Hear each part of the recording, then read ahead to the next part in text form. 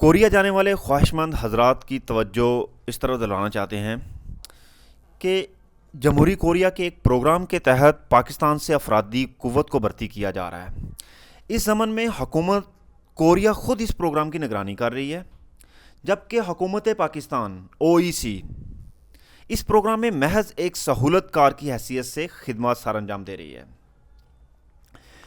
लेकिन हमारे सुनने में अक्सर ये चीज़ आती है कि बहुत सारे एजेंट और नकरूट सादालो अवाम को कोरिया के वीज़े के नाम पे धोखा देते हैं और वो कहते हैं कि आपको हम वीज़ा देंगे, इसके लिए जो ना वो आप हमें पैसे दें, और इस तरह वो बहुत सारी पैसे जो ना वो बटोर रहे हैं। तो हम अपने व्यूअर को जो ना ये बताना चाहते हैं कि देखें, इसके लिए आपको किसी एजेंट के पास जाने की ज़रूरत नहीं है, किसी के पास जाने की ज़रूरत नहीं है। इसके लिए जस्ट आपने कोरियन लैंग्वेज सीखें। इसके बाद इस्लामाबाद OEC में आपका टेस्ट होगा। इस टेस्ट को अगर आप पास कर लेते हैं तो खुद ब खुद आपका कोरियन वीज़ा लग जाएगा।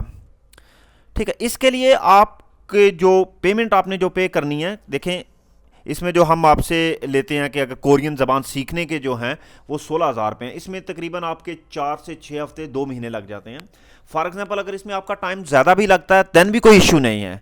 हम इसमें कंप्लीट आपको कोर्स करवाएंगे विद टेस्ट, प्रैक्टिकल टेस्ट करवाएंगे। पहले हम आपको बेसिक 15-20 दिन आपको बेसिक सिखाएंगे। उसके बाद सिलेबस, ये वो सिलेबस होता है जो HRD human resource development government of Korea हमें प्रोवाइड करती है। तो उस सिलेबस के मुताबिक आपकी तैयारी करवाएंगे। जब आप उस सिलेबस की तैयारी कर लेते हैं उसके बाद आपकी रजिस्ट्रेशन होती है। ये रजिस्ट्रेशन ओवरसीज़ में होती है, जिसकी फ़ीस जो है वो तकरीबन 2500 रुपये है, और ये 2500 आपका HBL बैंक में जो ना वो जमा होता है।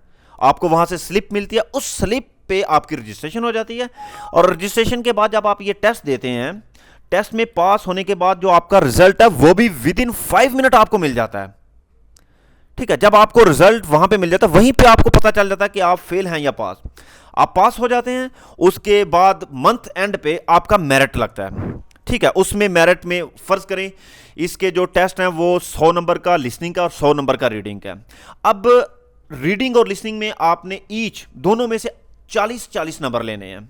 ठीक है, आपने 80 नंबर दोनों में से लेने हैं। ठीक है, जब आप ये 80 नंबर ले लेते हैं तो देन आप पास हो जाते हैं। और इसका टेस्ट जो है वो बहुत आसान है, ये मुश्किल नहीं है जैसे IELTS या इस तरह का नहीं है। इसमें MCQs है। MCQs क्या है कि फर्ज करें आपके पास एक क्वेश्चन है, उसके 4 ऑप्शन है। आपके पास एक तस्वीर है, उसके 4 ऑप्शन है, उसमें से किसी एक को सिलेक्ट करना है। इसी तरह जो लिसनिंग का टेस्ट होगा वो भी सेम ऐसा ही है कि फर्ज करें उसके सामने आपके सामने 4 वर्ड हैं, उसमें से कोरियन ने कोई एक वर्ड बोला है, तो आपने जो ना इसको सुनकर आपने क्लिक करना कि हाँ यार उसने ये वाला लफ्ज़ बोला है। इसके बाद जब आप जाएंगे रीडिंग का भी सेम जो ना वो ऐसे ही है कि इसमें मुख्तलिफ जो ना वो टाइप के आपके सवाल आएंगे, लेकिन हर सवाल के 4 ऑप्शन है, उसमें से किसी एक को आपने सेलेक्ट करना है। तो ये कोई इतना मुश्किल नहीं है। मिडिल से मैट्रिक के बीच का जो बंदा है वो इजीली इसको कर सकता है। ठीक है, इसके बाद जब आप टेस्ट पास कर लेते हैं आपका बकायदा कोरियन वेबसाइट पे भी नाम आ जाता है। ठीक है, KLT कोरियन लैंग्वेज टेस्ट और EPS topic test of proficiency in Korean, इसमें आपका जो ना वो नाम आ जाता है। आप खुद इसको सर्च कर सकते हैं। और जब आप टेस्ट को पास कर लेते हैं देन आपको मेडिकल होता है, उसकी फ़ीस 2500 रुपये। ये भी जो ना वो मेडिकल में आपने जमा करवानी होती है। और फिर जब आपका मेडिकल क्लियर हो जाता है उसके बाद आपका तकरीबन 1000 रुपये का फॉर्म मिलता है ओवरसीज से। इस फॉर्म को आप लेकर जब आप सबमिट करेंगे तो आपके डॉक्यूमेंट सबमिट हो जाते हैं। आपका जो टेस्ट जब आप पास करते हैं तो इस टेस्ट की जो वैलिड डेट है वो 2 साल है, लेकिन जो वीज़ों का प्रोसेस है वो 2 से 3 महीने के अंदर शुरू हो जाता है।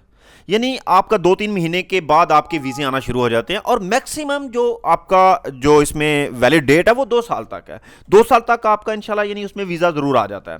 ठीक है, फिर इसका जब वीज़ा आता है, जब आपका एग्रीमेंट आता है, तो आपको बाकायदा गवर्नमेंट ऑफ पाकिस्तान ओवरसीज़ की तरफ से कॉल आती है। ठीक है, उसके बाद अपना नाम आप वेबसाइट कोरियन वेबसाइट पे भी देख सकते हैं, KLT की वेबसाइट पे भी देख सकते हैं, ओवरसीज़ की वेबसाइट पे भी आपका नाम आ जाता है।